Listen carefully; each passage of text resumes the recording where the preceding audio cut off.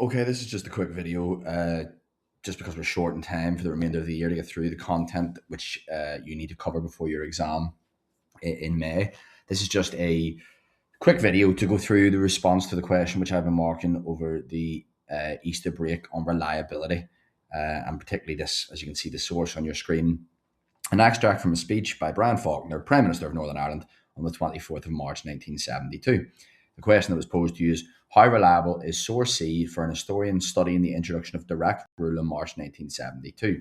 And of course, in bold again, you can see explain your answer using source C, so content from source C, and your contextual knowledge. That's specific knowledge that's not included in this source. If the information's in the source, it's not your knowledge, you're just rephrasing the source. So be careful there. I've created below here my own version of a response to this question, which is obviously going to be at the top level. So I'm not expecting everyone to produce something like this, but it just shows you what a really good one looks like, which you can come back to and have a look at in the future when doing further questions. And it'll help you best prepare for this question in your summer exam. So I'll quickly read through the source itself. As we can see, an extract from a speech by Brian Faulkner.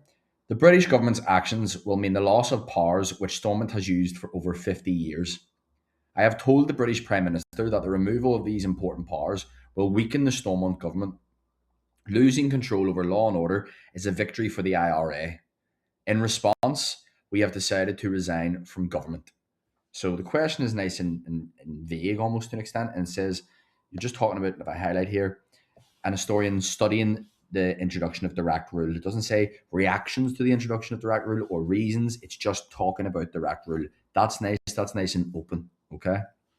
Now, there is no DACO or anything like that for this type of question. That's unuseful. But you are talking about the same type of areas.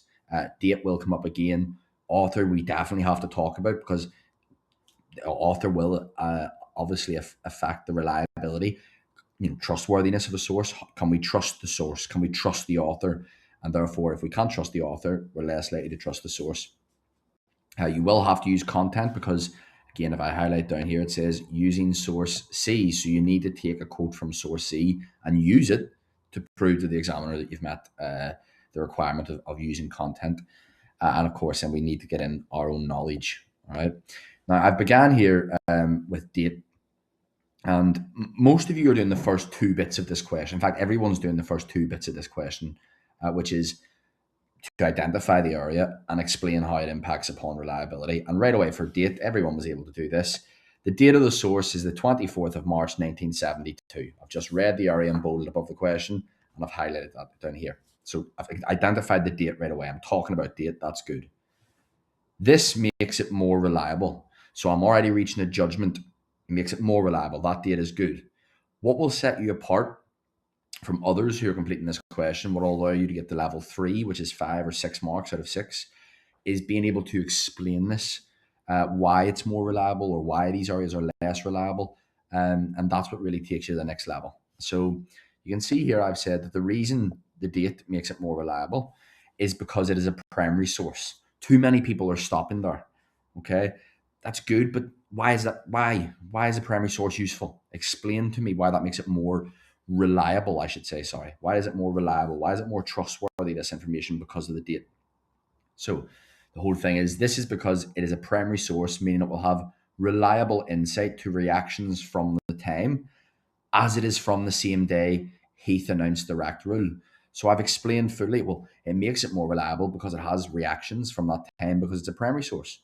And then I'm bringing a little bit of my own knowledge in here. I'm saying this is from the day Heath announced direct rule.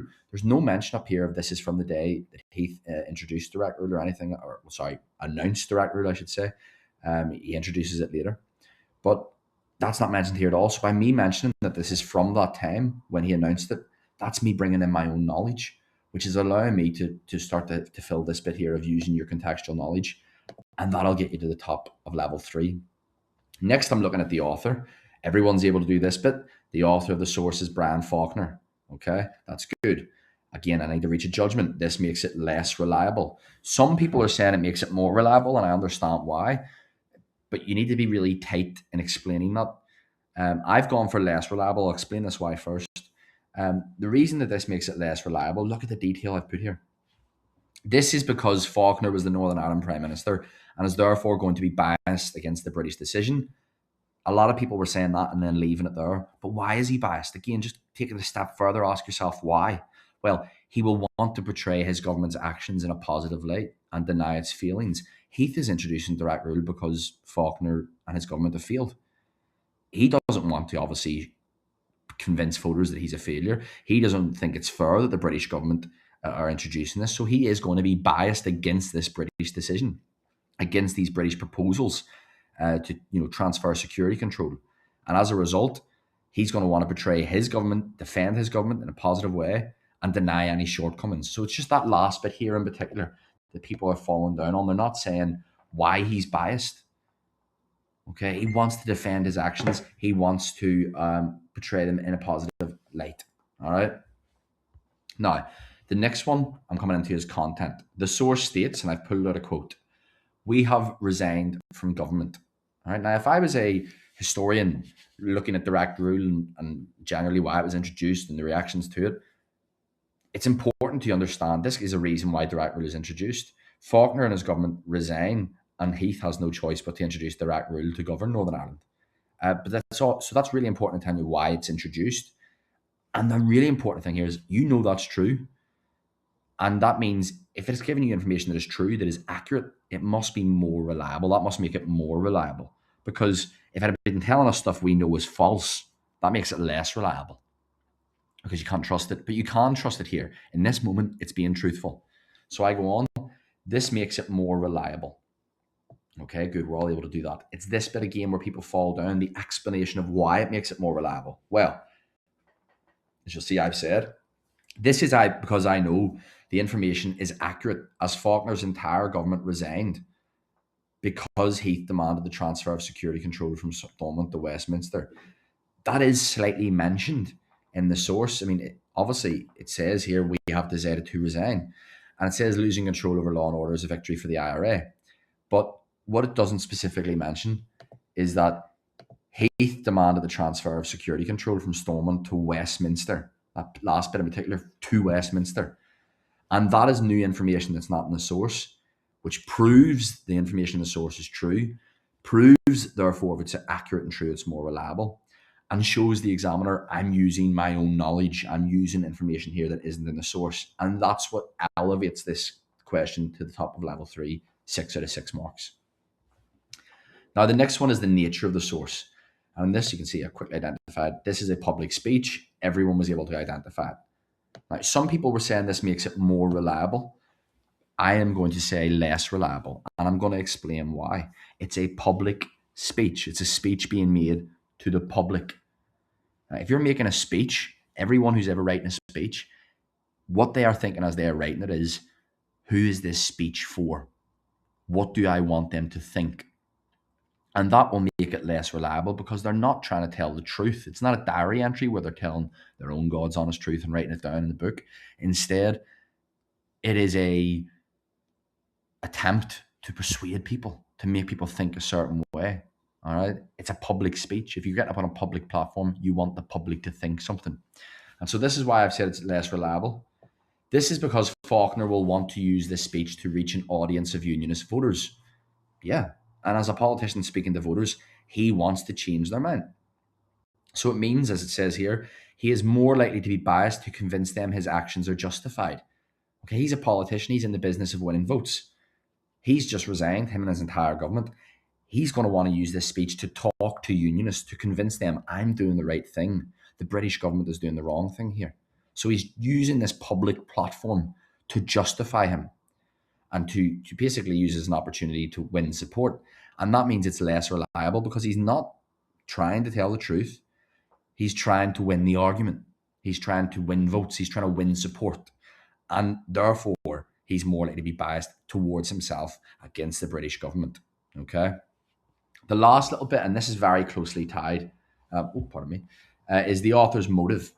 So you have to also mention the motive. What is their motivation? Why have they done this? Well, you can see I've said the motivation or the motive is to persuade people that transferring security control to Westminster is damaging. You can see that in the source on multiple occasions. The removal of these powers will weaken the Stormont government. Losing control of law and order is a victory for the IRA. Okay? He's really sitting out here and trying to convince security control going is bad. It's damaging. And now he wants people to think that. So I put here, this makes it less reliable, very similar to the previous point, because Faulkner will want to portray the British proposals in a bad light to ensure unionists are opposed to them, to win the support of unionists, to keep unionists on his side. And really, he's doing that in the hope that Heath will reverse his decision, that he won't go ahead with this, that unionists can make enough noise to get Heath to stop the transfer of security control from Stormont to Westminster. All right. Now, these 2 points are very similar because they are linked. The speech is a way the author gets their motive across. What I would say in terms of the nature of the source, in this case, it was a public speech. It could be a public television broadcast. It could be a private diary entry. You're allowed to be a bit more vague in this point. You don't have to be specific on the motive. Just say how the nature of that source makes it more or less reliable. If it was a diary entry, I would simply say the source is a diary entry. This makes it more reliable. This is because it is not meant for public consumption. It is not meant to be heard publicly. And it's more likely to be Brian Faulkner keeping his own version of events written down. If it's a public speech, as you've seen, I've said here, it's less reliable because he's going to use that public speech to reach out to an audience of unionist voters and is therefore more likely to be biased.